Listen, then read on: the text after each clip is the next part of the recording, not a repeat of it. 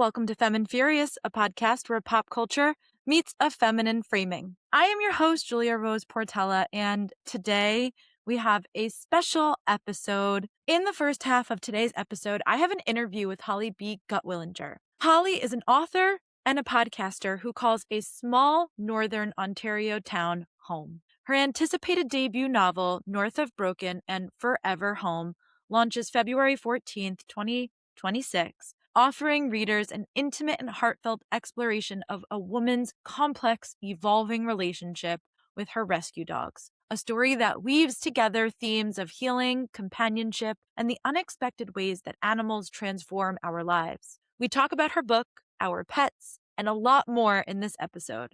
And then afterwards, stick around because I will have a countdown with my top 10 favorite movie animal sidekicks. But before we dive into today's episode, let me tell you how you can support and follow the podcast. You can subscribe anywhere you get your podcast. You can watch full video breakdowns on YouTube. You can get video breakdowns and transcripts on Substack and on Patreon. If you want community, go over to the Patreon. Community is over there. If you want long form articles about other pieces of media that don't make it onto the podcast, go over to the Substack. If you want to follow the podcast on socials, we would love that. Happy to have you. Come on over. You can find us at Femme and Furious Pod on TikTok and on Instagram. You can also send me an email. Tell me your favorite animal sidekicks. Tell me all of your thoughts about Holly and her book, or tell me how cute my cats are when you see them on camera today. All of that stuff you can send over to femmeandfuriouspod@gmail.com. You can join my monthly newsletter, Lipstick and Lore, and that is all. So with further ado, here is the interview with Holly. Welcome, Holly. Thank you, Julia. It's so good to be here. I love seeing you in your little rambling shed, which, by the way, for everyone listening, is the name of Holly's podcast. So why don't we start there? Tell us about the rambling shed, your beautiful, beautiful little space that you have behind you. I'm so fortunate to have this space. We created it, but it's behind the garage. So if you can imagine, one car garage. And then I had this vision of let's create a small space behind it so I could work. And we did. And I'm surrounded by wood and a wood stove and desks and mood lighting and all the things that I love. I have an outdoorsy feel in here. And of course, buffalo plaid is my signature look for those that know me. And there's lots of that in here as well. But I wanted to create that space. And I also have other writers in here. And it's just a comfortable, cozy space, especially when the fire's going on a winter's day. Yeah, I've been fortunate enough to be able to see some of it the last time we talked. Just absolutely beautiful. Thank you. You're sitting in a different spot than you were last time. I am. I switched it around, got to keep it fresh. Yeah, I love that. So we ended up getting connected through Riverside, which is the platform that we, record our podcast on. And I'm so grateful because it was such an immediate connection over our animals. Now, you just said buffalo plaid is your signature style. Mine is cat hair, which you can't see it from here, but you can see them behind me, sort of like my cosmic cats. And my two real cats are around somewhere doing their own thing. They're still working with their boxes from the holidays. So we've still got boxes down here, but I just am so drawn all the time to animal people and these people that have these like deep connections to their animals. And I'll tell a story after, but I would love to hear your story. You have such an incredible story with your pets. And I think people would really love to hear it. I know this is what your whole podcast is about, so people can go and listen more. But do share your story because your dogs, who I also got to see last time, are beautiful and incredible, and you have such a nice connection with them. Thank you. On my podcast, I get to explore other people's pets and their creativity and how one influences the other. But so it's nice to, brag about my dogs, I guess, because I don't tend to do that as much. And it's so sweet of you to say that you recognize that connection that I have with my dogs because, for me, it's just my relationships. They're my dogs, they're my fur boys, and that's how we roll. But I'm starting to recognize that this is a story that I wanted to share with people because even though it's second nature to me, it may not be to someone else. When you're so entrenched in something and it's just how you live, you forget that other people, it might be a new experience for someone else. So I have these 2 rescue dogs. I've had dogs my entire existence. I don't ever remember not having a pet around. I think I brought them home. I remember finding a kitten in a ditch once, just down the road, and brought that kitten home. And yes, we always had a dog. But these 2 dogs are in their senior years. I'm not really sure of their age. I keep saying around the 12-year mark because we really don't know. I think every dog that you adopt, they say they're around 2. I don't know. It seems to be what happened to me anyways. They're always around 2. But they're senior dogs now, and we've had a life together, and we still have a lot more life together. But something just happened in the last few years that my writing came into not collision, but a beautiful collision with the story of my dogs and has created this whole new life for me that I'm super grateful for, that I get to share with people like yourself. And we connected, and I've really been putting myself out there this year, like, hi, my name's Holly. And it's a yes or a no. And it's been a lot more yeses than nos to just make that connection with people. And thanks to Riverside and all of these video platforms, I get to connect with people from all over the place to share stories or just conversations. And maybe it doesn't even go any further than a chat. Anyways, Yeah. I'm sort of moving into a whole other section there. No, But it's great. I just, I'm very thankful for these platforms, right? So, Yeah. And then you get to see everyone's pets too, which is like, yeah. it also helps, when you get to see, I always call my pets, well, I've got 2 cats, but one is always just right here. We say I have the peeping Tom of cats. He's just constantly looking for me. Yeah.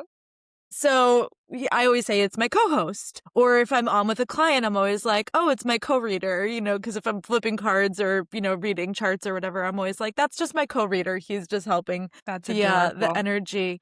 But it makes a huge difference. I literally just posted, so, my podcast, Pop Culture Podcast.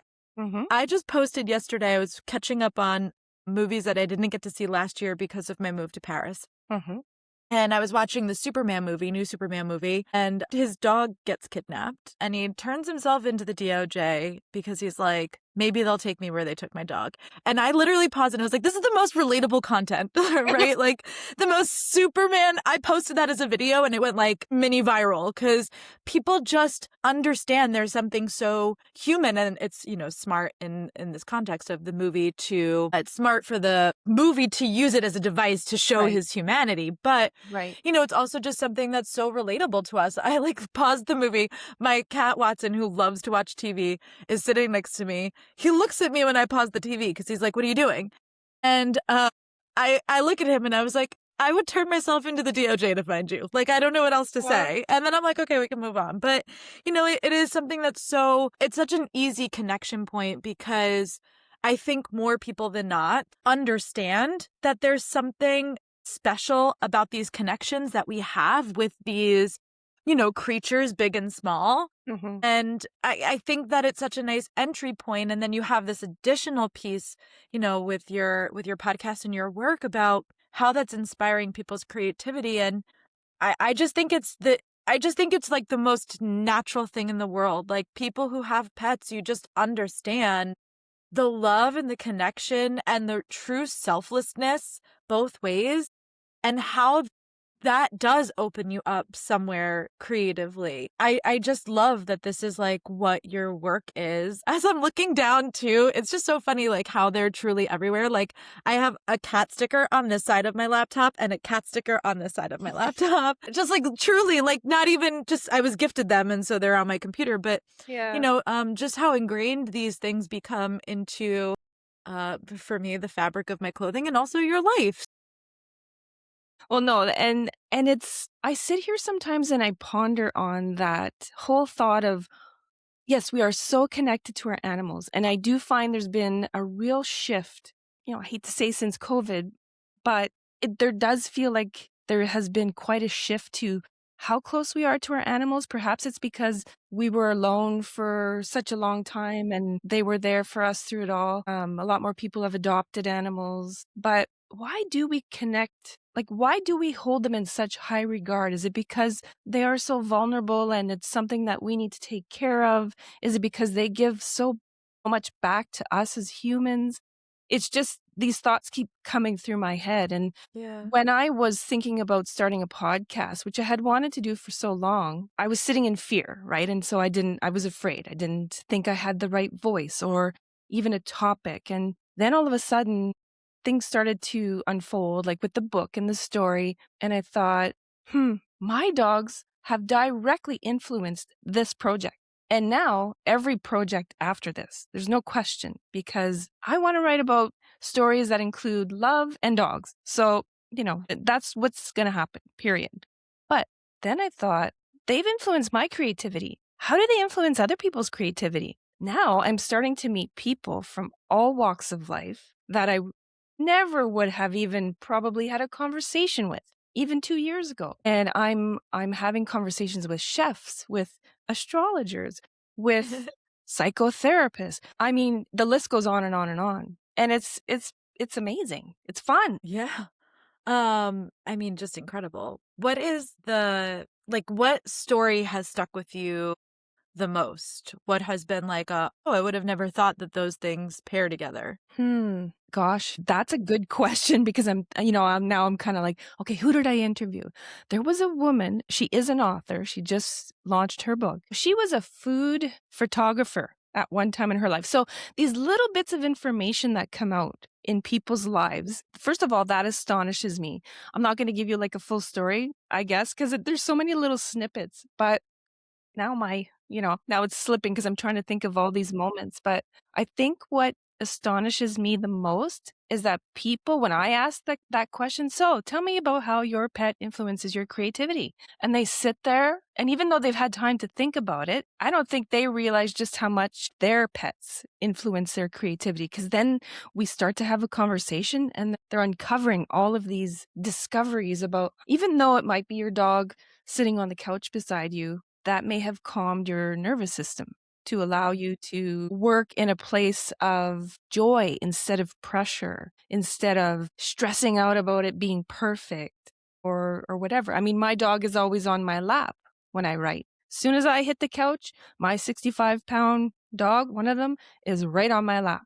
So I have to make space for him. But there's a feeling that comes with that. Not only am I inspired by like the ideas, the thoughts of dogs, but now I have this calm. Yeah. So Well, I know and that's not a also story, but no, but also the metaphor of like having this big thing that you have to make space for. And I always say, like, especially in writing, I think the best stories that, as an avid reader, I think the best stories are the ones that an author thinks they want to tell versus the story that needs to get told. And Yep. you can tell sometimes in a story, this is what their vision was, and this is actually just what needed to manifest. And they're not the same thing. They're in the same umbrella, but they're not always the same, story. Or they are, but they're a different path to get to the same place. And so you see that a lot with like character work, like a character you could tell an author is attached to, but doesn't really fit into the story that's being told. Right. Because the stories just evolve somewhere different. And so, like, even the metaphor of what our pets are symbolizing in these moments, I think is so profound. I'm sure we'll talk about this a little bit more on your podcast too, but I also wanted to share with you, when we talked, you had mentioned acceptance. Yep. And this is something that really has stuck to my ribs since our conversation because I've got two very particular cats with two very different needs. And I'm living in a space that's not my own space because I'm Right. home with my mom right now. Yeah. And I've noticed that my frustration with both of them has really reduced since we've chatted because that idea of that is just who they are. This is just who my pet is. And there is no correcting the behavior. It is just like, that's my one cat, Fig. She digs in the litter box. It's like, she's so clean and so meticulous, so it's a good thing. Right. But when it's 4 a.m. and now we're 15 minutes into like cleaning the litter box, I'm like, get out, let's go. So I used to get so frustrated because Right. I'd be like, Right. I'm awake. But even the other day, I've noticed, like, I was laying in bed and I was like starting to get frustrated because I was like, okay, we've gone on to like the 10-minute mark now. Like, let's go. And then I was like, this is just who she is. And I had that thought. And then I was like, wow, like, okay, something's really shifted. And I've noticed that it has changed the way that we are relating to each other. And I can feel our relationship evolving. And I don't know, so I just wanted to thank you for that because it's something that like really stuck with me, and it's Wow. changing the way that I operate with them because I'm like, there is nothing to fix. Like, this isn't a behavioral thing. This is a need that I'm not meeting. Or, you start to look at it relationally a little bit more when acceptance Yep. comes into play. And it's Yeah. anyway, it's so profound that you said that, and it just really changed my relationship with my pets. Well, first of all, thank you. My gosh. And from the moment we messaged, I felt seen by you, even though we hadn't seen each other because of what Yeah. you shared with me about one of my dogs. And that blew my mind. And that will never leave me either. Right. And I go back to that sometimes just because you saw something in him that I needed to hear, even though I knew it. I don't Yeah. know, you said it out loud or, in a message, and I was just so profoundly moved by that.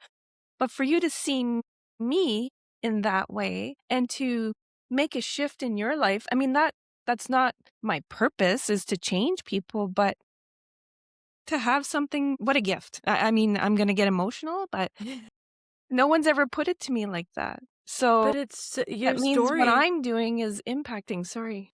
Yeah, no, that's the point though. And I think, Yeah. um, I hope that you really do take that away with you because it really, you think you love your pets. Mm-hmm. You know you love your pets, Mm-hmm. but do you accept them? Mm, Do you really honor who they are? And now I'm going to get emotional because all of my pets, including my cat Sherlock, who had passed away, all of my pets came to me. Um, and they came to me, each one of them came to me in a moment where I was going through a profound life change. mm-hmm. And so selfishly, I'm going to get choked up. So selfishly and gratefully, I would be like, thank, I'm so thankful that they came in to do this thing for me. Right. Never thinking like, oh, I pulled them off the street. I've given them a better life. I do think about stuff like that, Yeah. but not really thinking, do I really see and honor this cat for what it's doing relationally, not just the purpose it served in coming in. My cat Sherlock, not that I was, I was not suicidal, but I was in a very bad Right. space Right. in my life, and like I would see those bumper stickers that would be like, who saved who? Yeah. Who And rescued I would, who? Yeah. Who yeah, saved who? yes. Yes. And I would be like, that so resonated with me because I know in so many ways they were going to euthanize him. They were going to euthanize him, and he really wasn't treated well, and he was young, and there was nothing wrong with him. And so I thought about it all the time, like, well, I really saved him, but I never really uh I never really got to see him for who he really was. And I wish of course I did, but Well, it's it just was now you've something. had a new revelation, right? And so Yes. you're sort of revisiting that relationship with him, thinking maybe there was something missing, but there wasn't. I mean, it Yeah. was what it was for what it needed to be at that time. Yeah. And look at us, like we're I know. evolving. We're always evolving. And look at the gifts we've given each other just today. And Yeah. we're going to take this away and Yeah. change again tomorrow. When I have not two stories, but Yeah. to add to your story of when you're going through anxieties and in a bad way. In 2014, in October 2014, something sparked in me. It was some sort of anxiety episode. I didn't even know what it was. And I mean, I was a mom, two boys, married. Well, I am still a mom, but to two younger boys, I should say. Sure, yeah. And I didn't even know what was happening. But I was functioning through the day, but not well. My poor husband had no idea what to do with me. And I was just trying to get through the day. But we had another rescue at the time. His name was Chance, who was also in the book. I give him a little shout out. We'll get to the fact that the book is fiction, not nonfiction. But every day when I'd get home from work, because I was trying to function, I would sit on the couch and I would put in, I think the Calm app at that time, because I was trying everything I could to calm myself down. He would come right over, and he'd never done that before. He'd come right over and lay right across my legs until I said it was time to move every day until I was out of whatever that episode was. Yeah. So I look back on that and I think, wow, how did he know? So there Yeah. was that. And when this project began for me, I mean, it spearheaded out of me trying to understand my dogs and trying to fix them. And I always come back to this. This is how I explain it. But we're always trying to fix something, fix a person, fix a friend, fix an animal, fix ourselves. So I was trying to fix Cash and Sully. Mostly Sully, because Cash, well, he's a whole other book, but they have two very different personalities like your cat. And it started out as a rescue story, but that story has evolved so many times. And that's when I realized, oh my gosh, this isn't a rescue story. It was about acceptance. So just to give the listeners an idea of why we're talking about acceptance so much, it's because I didn't rescue him. He allowed me to accept him as he had accepted me. And so I thought, no, like we'll go with the whole rescue, theme, I suppose. But no, in the end, it wasn't about that. And now we just live a different life together. I'm not always trying to fix him. And in fact, we're in the middle of winter here where I live. There's snow on the ground. We just had a wicked snowstorm. I mean, thunderstorm. I'm sorry. Snow was in the mind. Thunderstorm in beginning of January, unheard of. So, of course, we knew Sully was in the basement. So instead of, coddling him and trying to repair it, I just sat beside him, just hung out, Yeah. and just kind of like stayed in his presence because I know he's going through it with the thunderstorm.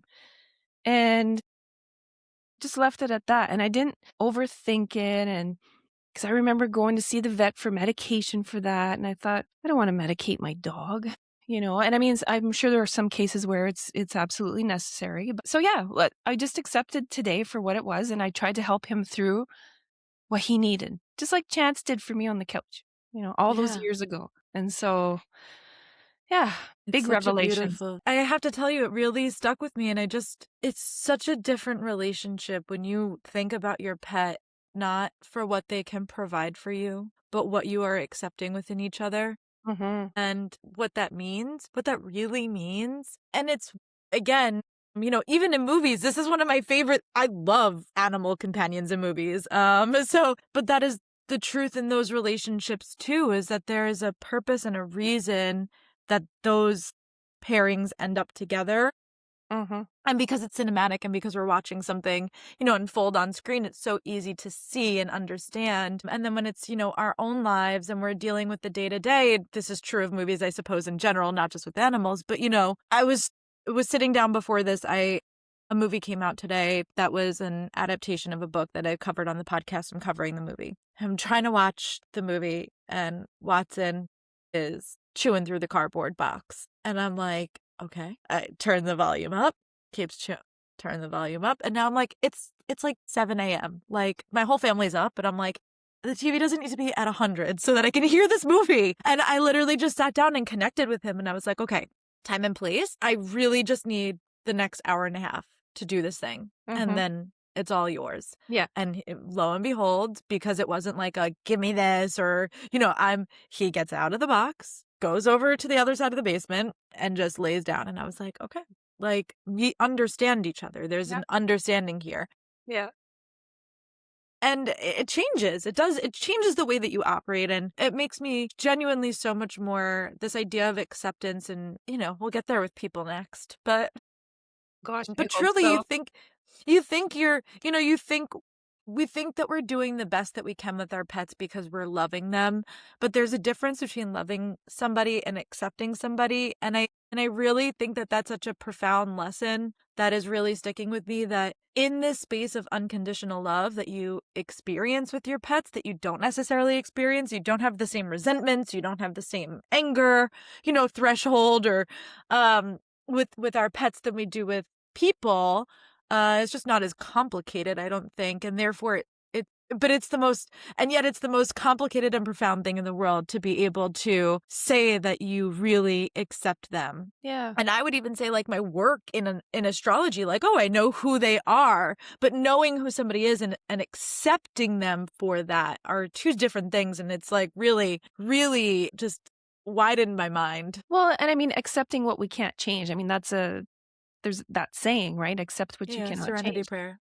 Yeah, serenity prayer. And it brings me to the question, though, that I want to start asking people, like, why do you get pets? Like, I have to try and answer that question myself. Like, really, why do we have fur companions? So, Yeah, and everybody has a different reason. Some people may not always have the best reasons, but, that's a story for another time. But it just brings up so many questions. So, yeah. Well, why do you have pets? I know, like, I'm sitting here going, "Why have I is it because I always had pets that now I don't know a life without them?" Because like I said, I don't know if it was my father or my parents or me bring always my siblings always bringing pets home when I was just a little wee thing, and I've never not had a dog. I think I've only had a couple cats, but 'cause we do have a cat now as well, but she's older. They're all seniors in my house. But now I think it's because I really felt like Chance was my soul dog, without getting too cheesy, but I really did feel that with Chance. There was something deeper there, a connection. Sully and Cash have their own personalities, but I love the companionship that they provide me. And I laugh at Cash. I didn't in the beginning. He was a handful. He still is in certain moments, but he's slowed down quite a bit, but I laugh with him, and so they bring me joy. They make me laugh. Sully can make me cry sometimes because I get into the feels a Yeah, little too much, but then I realize it's okay, that's who you are, and, I just enjoy being in their presence because I think they've allowed me to evolve into becoming a better human, really. yeah, I mean, I have to treat not I want to treat them well. And yeah, so I try to do that in all of my circles. I'm not perfect. yeah. I make mistakes, but they are silent teachers. Hmm. I mean, I need to unpack that question a lot more, Julia. I do, and I will after this episode because we've really brought up some questions here that I need to sit down and think about. Yeah, well, it is an interesting thing because I never had pets.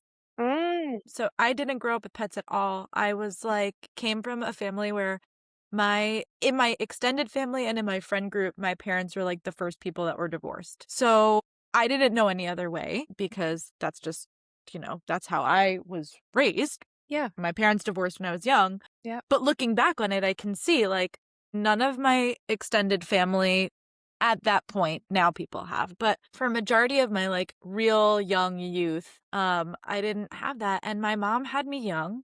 I'm so grateful because she's such an incredible mom, but we lived with my grandmother who's deathly allergic to everything.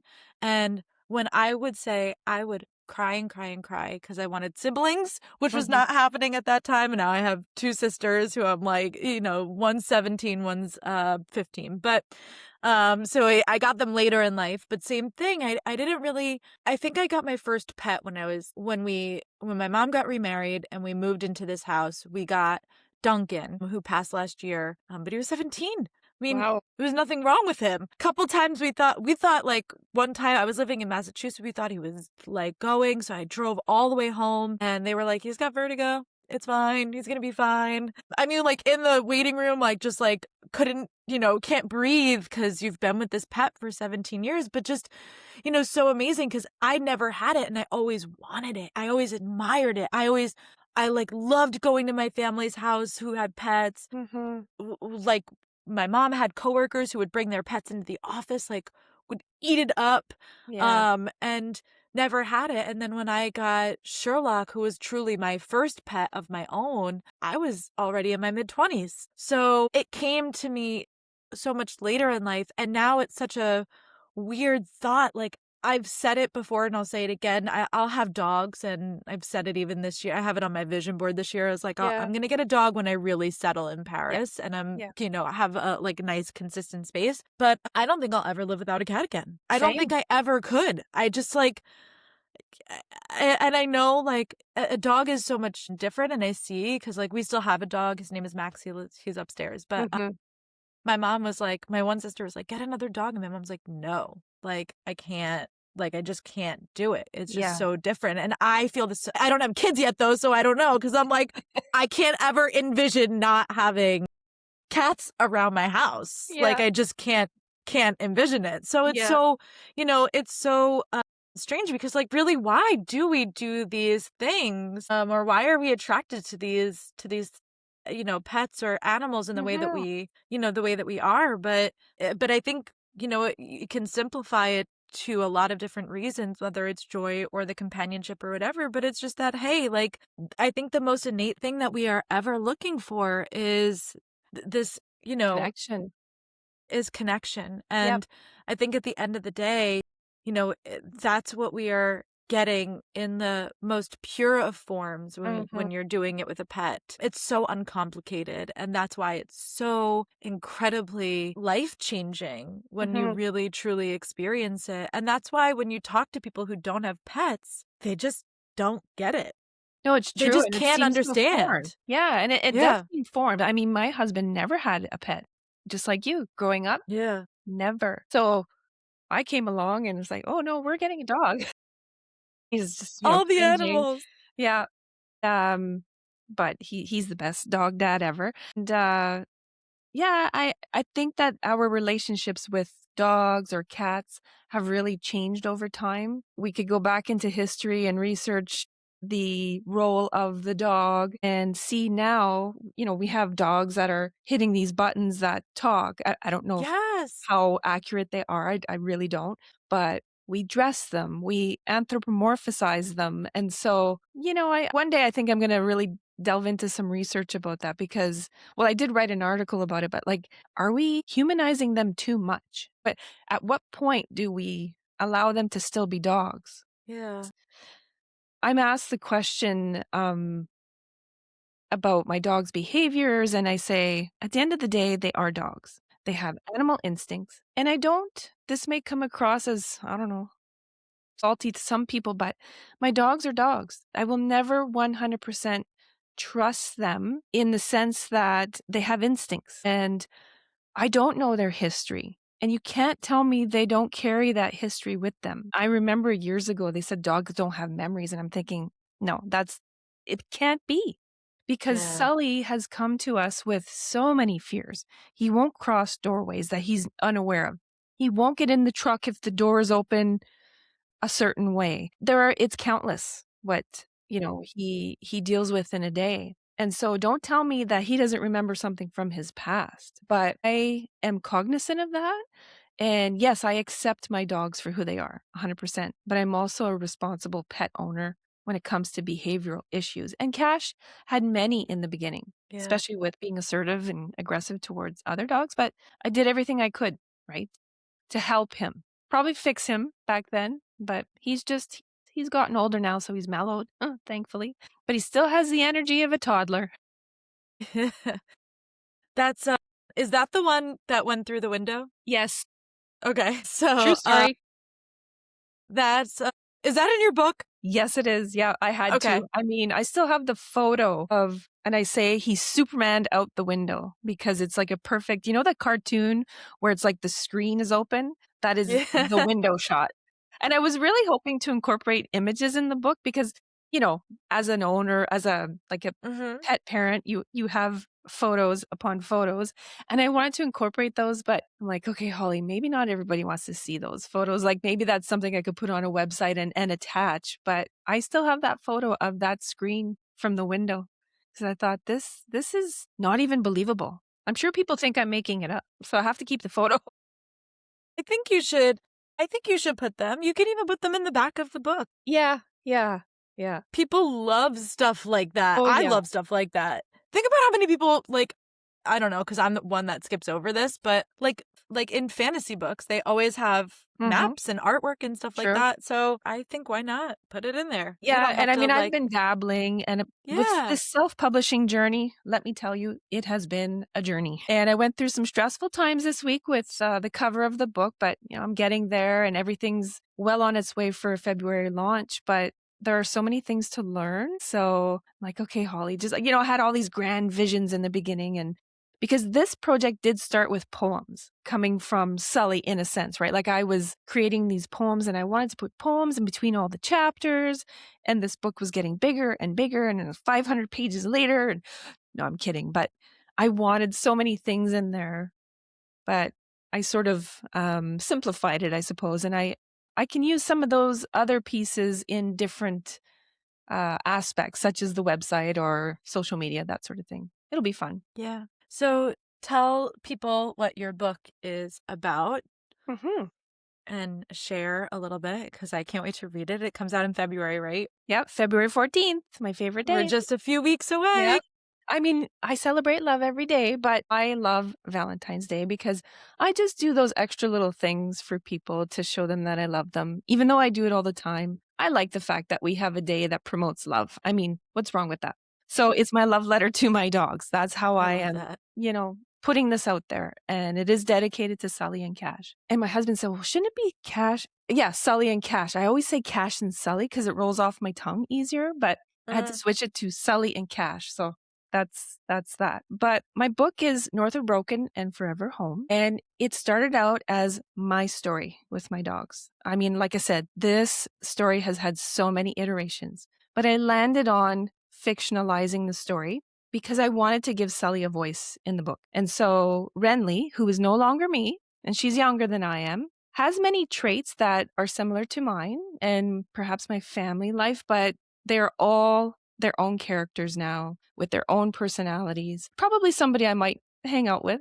And so she has her point of view. She's 47 years old. She's going through the second act of her life. And she's looking for purpose and meaning and always flipping through all the different things in life. And so she joins her best friend, who's the director of an animal shelter, on a rescue mission. And there ensues the trip to rescue a pack of dogs. And that's when she meets Sully. He starts off as being called Little Dog in the book because they're up north, and Sully has his own voice in the book. So their lives converge and they come together, and the story unfolds from there. And we see how Renly navigates rescuing another dog because they had another dog, which was Chance, and that's how I've incorporated him in there. So it's all based on my dogs' lives, and everything about them in the book is true, except for the rescue story. I had to recreate that, but it's based on stories that happen here every day of going up north and rescuing packs of dogs. So Love yeah, that. that's that in a nutshell. And So are you publishing that's self-published through Kindle? Kindle yes, Unlimited? yeah, through Okay. Amazon and Okay. Ingram Spark and Book Vault. Okay. Yeah, all the carriers. But I will be self-publishing under Ramblings from the Little Shed Publishing.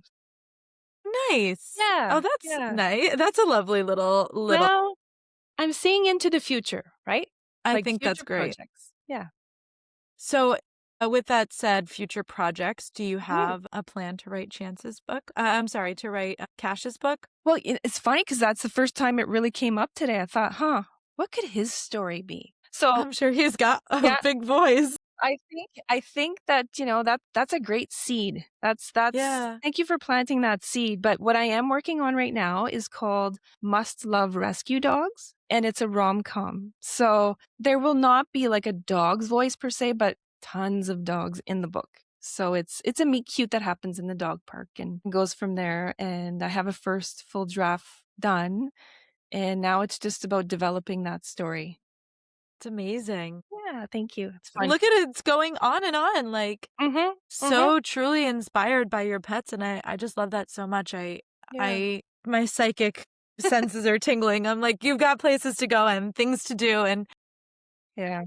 these are the stories that mean the most to people. I just truly believe it. It's why romance, by the way, top selling genre every year by far. Yes. It's not even like, oh, hey, mysteries come like clothes. I did a lot of research on it. It's not even close. Okay. And I think that these are these sort of unconventional love stories that people like. Well, the rom-com will have Mm-hmm, a mm-hmm. romance plot, but it's like people like these stories like a Marley and Me or The Art of Yes. Racing in the Rain, these Yeah. stories about how our pets have truly impacted us. And for a character like Renly who's in that phase where she's trying to find herself, like what is more relatable than wanting to find yourself and then like discovering through this connection that you have, what you're capable of or who you could really be or what they bring out in you. And I can't wait to read it. What a beautiful name. North of Broken and Forever Home. Yeah. I mean, it started Incredible out as name. a completely different title.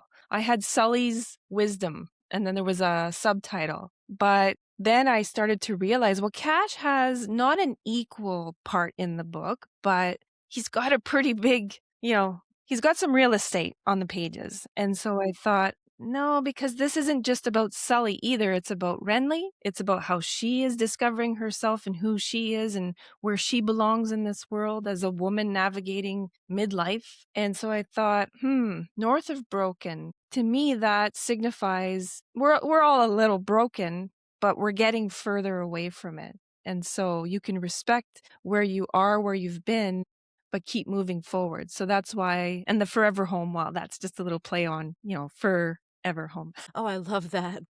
But I think I used to really knock myself down for writing these, what I called light and fluffy stories. And I'd present myself as a writer from the heart. It's funny, I've come full circle and I embrace that because, as you know, this world is in turmoil and a lot of us creatives are feeling some sort of way, whether that's guilt or a frustration about creating some of the products that we're working on for whatever reason people do it. And I thought, no, the world needs more light and fluffy. So why am I dismissing this? So I'm not anymore. Like I write light and fluffy, although North of Broken has some very deep elements to it. It deals with Yeah. mental health and family, relationships, all of that. But this rom-com, I'm just having so much fun writing it because it's all the things that I love. And I put so many Easter eggs in my books. Books makes me, it sounds like I've written like 100 books. Yes. No, don't discredit it. But it's because I have so many ideas for stories. Yeah. But I love to incorporate little nuggets of the things that I love that nobody else would even know about me.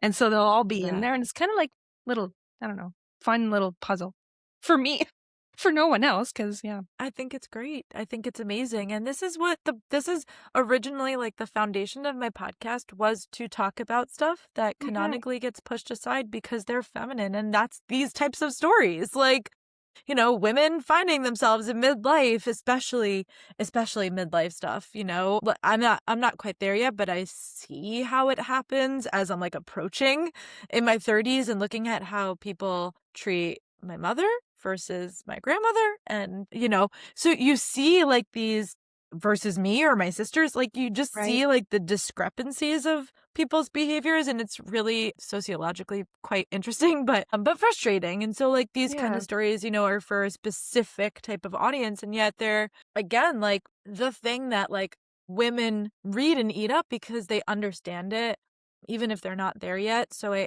and certainly for rom-coms, Yeah. tends to get completely just like smushed as like Yeah. a not a serious thing. And meanwhile, it's like it's what we make movies about. It's what we sell books about. Like it sells because people really do like it. Yeah. It stinks that it has this like kind of feminine quality that like makes us not take it so seriously when it's talking about love and it's like the most serious thing that you could be talking about. Well, I I am can't wait to read it. navigating. Well, thank you. And I am navigating the second act. And Yeah. so I wanted Renly to be a little bit younger than me because I wanted people to relate to that feeling of what I was searching for all those years. Yeah. Because I know a lot of women are forever searching for something. And in the book that I'm writing now, Must Love Rescue Dogs, the demographic is younger. But what I've been able to do is flip that trope on its head, the man rescues woman trope. Well, there's going to be some balance here. And so the main characters are, yes, there's going to be this flip-flop of like always coming into one another's space. But in the end, I'm going to flip it. I And love so it. that's my own way of, yes, it might be a light and fluffy love story, but it's my way of also acknowledging, that we need to make some changes here in the world. So, Yeah. yeah, Beautiful. I can't wait. thank you. So, what would you say, now that you've had some time to think about it, if at all, do you have a favorite animal sidekick? Like as in someone who accompanies me Or like from a movie or a TV show, even? what comes up to mind, and I mean, it's not that this is my favorite, but he keeps coming up, and this is Canadiana stuff though, Okay. but it's The Littlest Hobo. I don't know if you've Okay. ever heard of that show, but he was a I've heard German of it. Yeah. Shepherd. Okay. He's a German Shepherd. I mean, this is back in the late 70s, early 80s, and I was with a group of women last night, writer friends, and we were singing the theme song at supper. But it's because it's been coming up on my mind for whatever reason lately. So for me, I think of him, and he was an icon. Like that was one of the first shows where, I mean, there were shows like Old Yeller and that sort of thing. But when I think of Canada, and Yeah. he was one of the first, and people remember that show and what he did, and he'd always be on adventures, and then at the end of the show he would be walking down the train tracks, and off he'd go, the littlest Yeah. hobo. But no, we've been so focused on other things, I haven't been able to come up with a favorite sidekick. That's okay. I think that Yeah. works. What's yours? Do you have one? Off the top of my mind, something that I don't know. I feel like there's probably so many, I know. but what was on my mind this morning was Miko, which is like the little raccoon from Pocahontas. Okay. Yeah. It's just sort of like good personality, mischievous, loyal, good side eye to Yeah. men. Yeah. But truly, like if I really had to go with favorite, I would say it's got to be a cat, right? Like Hmm. I'm thinking like I don't know why I'm going with just Disney. There's so many examples out here, but Mhm. like a Bagheera, like the big Black Panther from Jungle Mhm. Book. Yep. I really love, I think because of my love for cats, it feels like apropos it has to be a cat. I think raccoons kind of fall into the cat family, Yeah. but Yeah. I agree. yeah, I love I tend to be tender towards our heroes that have animals versus when they do Mhm. not. It's a conventional part of the hero's journey, but sometimes it does not manifest that way. So, Well, and as you've been talking, it came to my mind right away, and I'm thinking, well, why didn't I think of this already? Because I'm forever promoting this book, and I don't know if you'd consider this a sidekick, but have you read Lily and the Octopus by Stephen no. Rowley? Okay, so that is the book that really well, I would say changed my life, because I wouldn't be writing without reading that book and going, oh my goodness, he gave his dog a voice. And it Yeah. was Lily, and she's a little dash hound. I'm Yeah. not sure how, right? And which I did have one of those when I was 13. She was a giveaway, and we took her. Her name was Hot Wow. Dog. But the main character, the protagonist, has a dog, Lily, and she has an octopus on her head. And so I won't say more than that. And she has a voice. And that was when I realized, wow, I cried in that book. I laughed. I purchased the book. I purchased a hardcover, softcover, audio. I mean, audio is the absolute best of that book. I've Okay. even emailed his, I don't know what, the publisher or Sure. or Team. Yeah. publicist to thank Yeah. him. I mean, I haven't received anything, but if you're listening, Stephen, One day. you were my inspiration. And so for me, that's my sidekick. Yeah, favorite sidekick. I don't know Okay. how I didn't I'm think of gonna that. I'm gonna add that to my TBR. Do you listen to books? Really, do yourself a favor and listen to that one, Okay.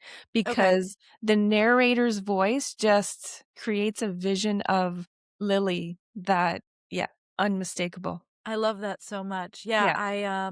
I do usually one eyeball book a week and then one audiobook a week. Oh, okay. I like So that. I'm always looking because I'm very particular with my audiobooks, but So am I. so I'll add that because I just returned A Wrinkle in Time, which I re-listened to for Stranger Things purposes. Okay. So I'm it's perfect because now I can download it and Yeah. listen to it. You know what Well, I do with wonderful. audiobooks? Yeah. I will look at the physical book first. I'll read the first few pages to create the visions and the voices in my head. And then depending on how I feel, that's when I move over to the audio and I listen to the narrator's voice. And if it matches what's going on up here, that's when I go into the audio. And then I I love follow that. with the physical book. Yeah, like an So, immersive read. yeah, I'm enjoying that. Yeah. It's That's costing me a becoming lot. I was gonna say it's becoming more well, do you guys can you use your library? I do use my library a lot, but I also, now that I am writing, Mhm. I want to support. So I dabble in all the Yeah. things. Yeah. Libby, library, everything. Everything. Yeah, here I'm always like they just sent us an email. I know this is like a random aside, but my library just sent me an email that was like how expensive it is for them to buy and maintain ebooks and audiobooks. Really? And I was like, okay, I feel better that I'm like supporting the library then Hey. because it's like Yeah. it's costing them so much money. Then I was like, I'll make a nice sizable donation. But yeah, every time I read something, I add to my physical. If I'm like, if I'm ever like, oh, I would be upset if I could not get a physical copy of this thing or if it wasn't available, then I buy it. And that's been really challenging since I've been home and not, I'm like, I can't get any more books until I go to Paris because I've That's got right. tons and tons of books upstairs. But I've started making a list of like, okay, you'll buy this when you get into a new Yeah. home space. So, With your but dog. yours is on yes, with my dog on my vision board, my little Bernedoodle that I have on here. Bernedoodle, they're so cute. Yeah, Duncan, our dog, was a doodle, a cockapoo, and they're so, so smart. But I would like the cockapoos are kind of tiny. So I'm like, I could do a golden doodle too. I'm like, I want a bigger dog. Yep. I'm like, I've got small cats. I need like Yep. I want to go out and be like, don't, Have presents. yeah, don't come near me. That's right. So Bernedoodle's been on my list for a long time, but Oh, wow.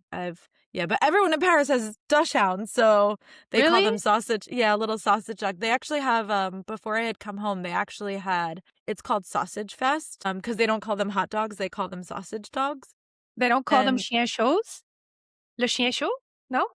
yeah, no, it was sometimes, yeah, but it's so funny. It's like just a parade of people walking with their dogs. They're all dressed up. They have little costumes on. Yeah. And I was like, this is the happiest I've ever been, just watching How people they're walk their creating. dogs. Well, yeah, and I don't know how they're creating all these new breeds of some are long hair, some are white, some are not burgundy, Yeah. but that Yeah. sort of wine color, I suppose, or red. Yeah. And I just don't know how they're Merle. How do they create these long-haired Dachshunds? I don't know. Yeah. I know. Science. Yeah, crazy. That's amazing. So I might be saying I'm getting a Bernedoodle. I'll end up with like a little. Yeah, we can't wait to see. I'll be sending pictures for sure. Gosh. Well, thank you so much for being here. Please tell people how they can find you. Please tell them how they can buy your book. Will you have physical copies? Well, yes. Okay. Yes. Definitely. The book will be listed on all of the carriers, Amazon, Ingram Spark, Book Vault, and it is currently on Amazon for pre-order for the Kindle version, but it will be officially launched on February 14th. And you can reach me at my website is Ramblings from the Little Shed. And that's the name of my podcast as well. And on Instagram, I'm Rambling from the Little Shed because I don't know. They got mad at me one day and told me I couldn't. They kicked me out of my account because I was liking too many posts. I entered a contest and I didn't understand what I was doing. And so they kicked me out and I haven't been able to get my account back. So That stinks. But Rambling from the Little Shed will guide you my way, I'm sure. And I look forward to having a chat with you over on my podcast. It's going to be so much fun. It's going to be something very different. Yeah, tell people I got Watson. Here's my co-host. There's Watson. He's like, get me out of here. Yeah. Nope, I'm out. So, are you on all platforms for your podcast? Not yet. Okay.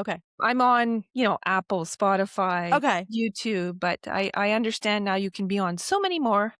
Okay. It's incredible, So most right? places that you can get your podcast. Yeah, of course. And that way people can find you. Thank And you. I'll tag, for everyone listening, I'm going to tag your socials, the link to the book, all that kind of stuff. I'll tag it in the show notes so people will have access to that. And I'll see you next week on your podcast. I'm so excited. Isn't this incredible? I know. You've given me so much to think about today. I need to go sit down after this and just have the best version of a timeout with a notebook and really focus on some of the things that we talked about, because you gave me such a gift today. And without getting too cheesy and woo-woo and emotional, but thank you. I really appreciate it. This was a great conversation, and who knows, you and I might collaborate on something in the future. Put that on my vision board. I would love to. You tell me when and where, and I'm so in. Same, girl. All right. You have an awesome Friday. Happy Friday, everybody. You too. Happy Friday. All right. Enjoy your weekend. You too. Bye. Bye. All right. Thank you, Holly. That was amazing. Holly has such incredible energy. I can't wait to read her book, North of Broken and Furever Home. If you've stuck around to the end of this episode, I am going to go through my top 10 animal sidekicks from movies. So this is not including books. It's not including television. So if you're like, hey, why isn't Taran the Dragon on here? Or why isn't Salem the cat on here? Great question. It is just movies. These are just my top 10. Okay. So starting with number 10. Number 10 is Toto from The Wizard of Oz. On paper, Toto gets Dorothy in trouble more than once. So as far as dogs go, not a great one. But in practice, he's an MVP. This tiny menace fits into a basket, survives a tornado, and hops dimensions like it's a casual Tuesday.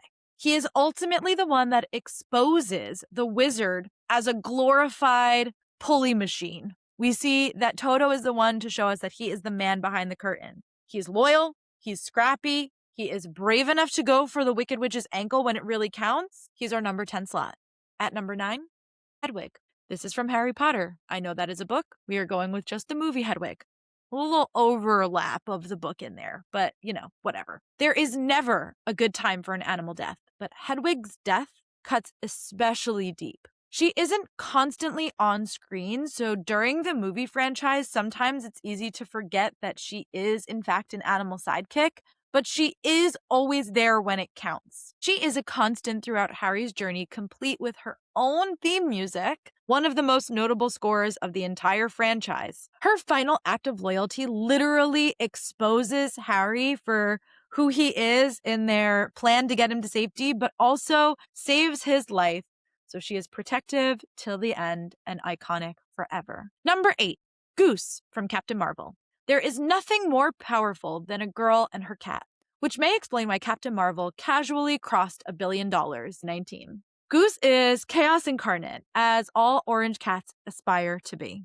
She is the one that gives Nick Fury his eye patch. She is the one who fights the Kree. And when the time comes, she swallows the Tesseract like it's a churu, and we love her for it. She is an alien terror, so she's not really a cat. And I don't know if this technically counts as an animal sidekick, but because she looks like an orange cat, we're going to say that she's a perfect baby and there's no notes. Number 7, Mushu from Mulan, our first talking sidekick of this list, and honestly, a very hard act to follow. Mushu is funny, loud, and the perfect foil to Mulan. He is a dragon without the grandeur, just like Mulan is a warrior without the correct gender or the permission. Even when his motives are selfish, let's be honest, he still shows up for Mulan. And that loyalty paired with Eddie Murphy's comedic timing makes him unforgettable as one of our top favorite animal sidekicks. Number 6, Donkey from Shrek. Is it wrong to put Eddie Murphy back to back? If it is, I don't want to be right. Donkey is arguably the best character in Shrek. Yes, he's annoying, but as you get older, you realize that it is born from his inner loneliness and a desperate desire to connect. He is relatable, perhaps the most relatable character in Shrek. He brings laughter to the table, he brings heart to the movie, and some surprisingly sharp, emotional, intelligent moments. He's very astute as a side character. He's a true sidekick through and through. We love him. We are getting to our top 5. Number 5, Binks from Hocus Pocus. Binks Thackeray is the beating heart of Hocus Pocus. He's snarky, nurturing, and fiercely protective while carrying centuries of grief like an absolute champ. Truly, Hocus Pocus is his story. Don't lie to me. When he got hit by a car, you cried. You cried. You cry every time. His reunion with his sister is one of the most emotional moments of the entire movie. Plus, the subversion of the black cat trope, it is delicious. He belongs to no witch and to every audience member. Number 4, Chewbacca. In case you weren't aware of where he came from, he comes from Star Wars. Does Chewbacca count as an animal sidekick? I say yes, and I will not be taking questions at this time. He's a mechanic, he is a pilot, he is a smuggler, he's a revolutionary, and he's deeply anti-fascist. He is here to fight the First Order. He cannot speak, which automatically makes him one of the best male characters in cinema history, in my humble opinion. Also, there is some deeply cursed fanfiction about him online, which is neither here nor there, but it is worth noting. Number 3, Doug from Up. Up is already an emotional gut punch, and then it gives us Doug. A dog who says, "I was hiding under your porch because I love you." In a movie about grief, loss, and learning to love again, Doug is pure healing. He's squirrel obsessed, he's loyal, he's protective, and he is the very definition of our collective emotional support puppy. Number 2, Rocket Raccoon. Guardians of the Galaxy Volume 3 is borderline diabolical in how much emotional devastation it wrings from Rocket's story. He is the brains of the operation, the sharpest tongue in the room, and he carries one of the most tragic backstories in the MCU. Once he lets you in, he is a fiercely loyal friend. Particularly, we see this with Groot, but we see it with the rest of the Guardians, and we see it in his story in Guardians of the Galaxy Volume.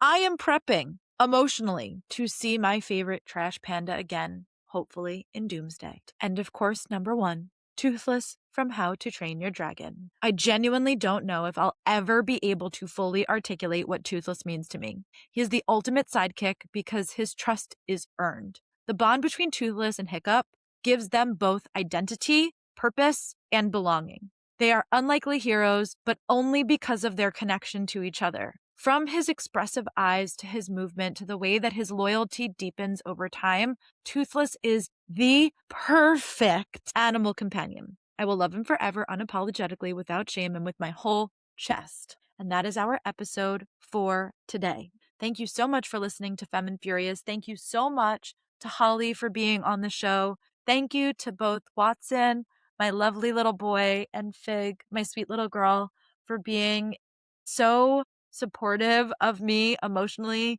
and energetically while I do my work. I love both of my cats so much. I'm dedicating this entire episode and every cute, furry little animal sidekick to my 2 incredible cats. I love them very much. Share this episode out with your friends. Follow, rate, and review online. I will be back on Tuesday diving into the last episode of Stranger Things, the finale, series finale. And until then, go snuggle with your pets. Bye for now.